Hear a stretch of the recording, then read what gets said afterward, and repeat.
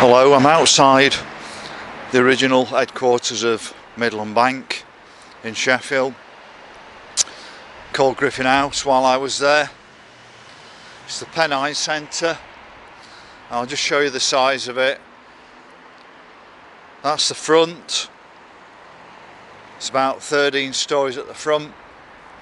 There's considerable car park underneath. I'd say about 500 cars probably get underneath it as well. But it's a considerable sized building. This is just the front area with 13 stories. Then we've got 5 other blocks, and the blocks behind it are about 7 stories high.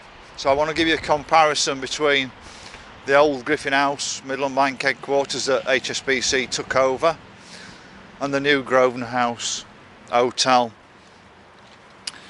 We also had Courtwood House across here as well, and I'm going to walk down to where I started in 1985 at Jubilee House. My first year at Midland Bank was absolutely fantastic. Worked for the voice department on Midnet Voice. It's a private voice network, probably the first in the country. Used to have 4 main tandem nodes, one at Barnsley, one at Liverpool, one at London, and one down at Fortress, Birmingham. And then we used to have the head area officers coming into that, and then branches beneath it, so people could just pick up the phone, hit the button, and go straight through to a branch. And the numbering scheme was really simple on it, and it should save costs as well, but in the end I suspect costs went up due to the pricing of BT. So that tall building there was Jubilee House. Used to have a marble front when we walked in, and it doesn't anymore. We used to have a self-contained room with about 8 people in and its own kitchen.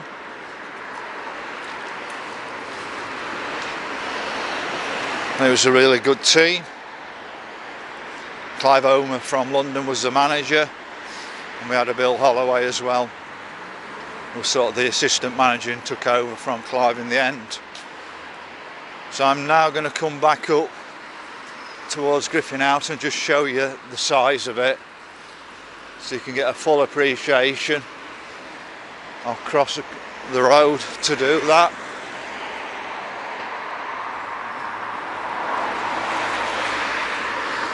As you can see,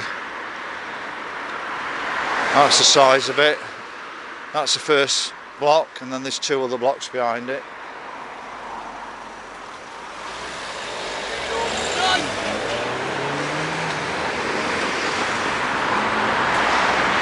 See it there?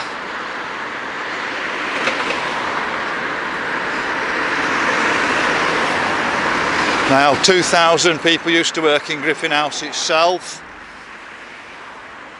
High quality jobs. The front block was mainly human resources and things like that, and due to Midland Bank suffering after trying to buy crockery in America, they stripped out the human resource functions after I first started.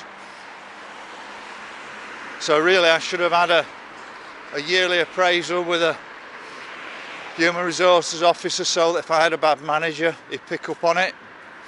Well, that stopped very quickly. As you can see, that's the second block of Griffin House, and since I last came here there's now scaffolding on the 3rd block. Now, I worked on the 5th floor of the 3rd block, 6 floors from the bottom. Like I said, the first year at Midland Bank was fantastic. Then we got moved into Griffin House itself, big open plan floors, and it was never the same again after that.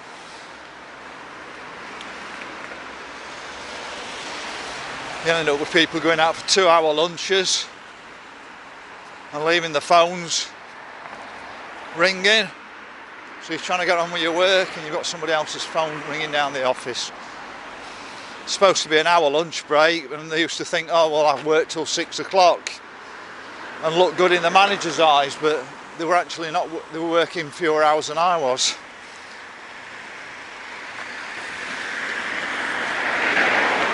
I was coming in at 8 o'clock in the morning and going home at 5.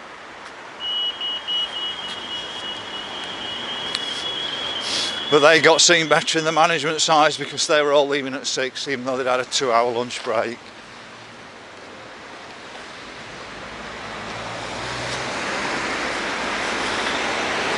But one of my big concerns is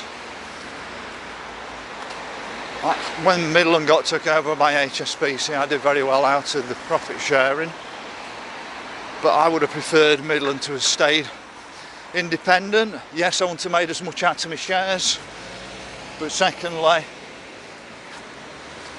I wouldn't have been pushed out of the organisation as quick as I was, because as far as I'm concerned, when Midland Bank got took over by HSBC started asset stripping. So this is all new scaffolding on it now. It's been turned into some offices and an area, I think, where people can sit in the middle, probably be cafes and things like that.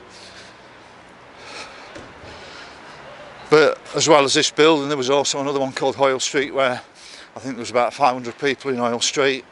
That was an old head office from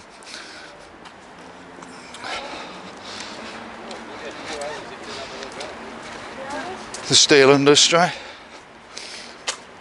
So I'm coming around the back of Griffin. I'm going to show you another view of it from the back. I just want to show you the size of it.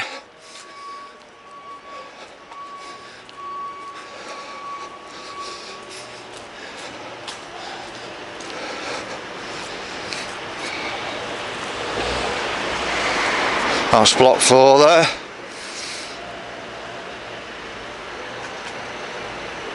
But there's 5 blocks in total in it. In fact, that might be block 4 at the back, but there's a block 4 tucked in between 3 and 5. You can see how big it is. It held about 2,000. Then we had Courtwood House, we had Jubilee House originally, then Hoyle Street. So I think you're talking 3,000 people working in Sheffield for Midland Bank.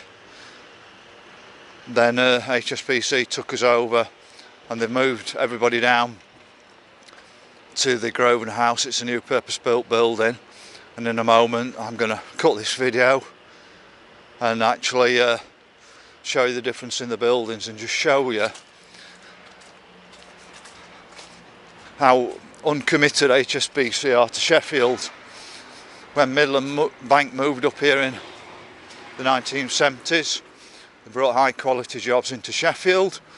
When HSBC took over, they started bringing in people from abroad who trained up in the roles, and those quality roles moved out to Sheffield. Whether they moved out to London or whether they moved abroad, I don't know. But even the top data centre in the country, which was at Barnsley, Tankersley, they don't actually do the maintenance now on site anymore. What I mean by that is they maintain the hardware for the computers, but the actual diagnostics and things like that now happens outside the UK. It's been stripped out. They've actually got it done